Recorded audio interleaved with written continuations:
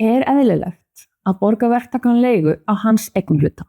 Í þessum samningum kemur skýrt fram að kaupandinn borgar verktakanum eða sjóðnum 5% verðtryggða leigu af hans eignarhlut.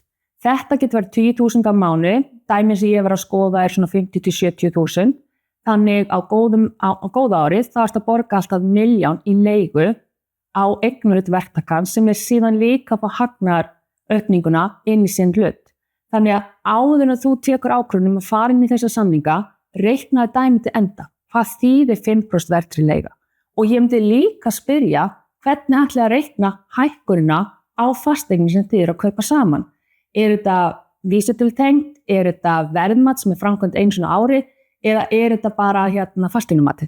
Því að það getur skipt gífurlega miklum upphæðum hvernig verður að verða með eignina. En númer 1, 2 og 3, mér persónulega, mér finnst galið að vera að borga með þetta mínum 5% verðtryggða leigu á hans eignarhlut.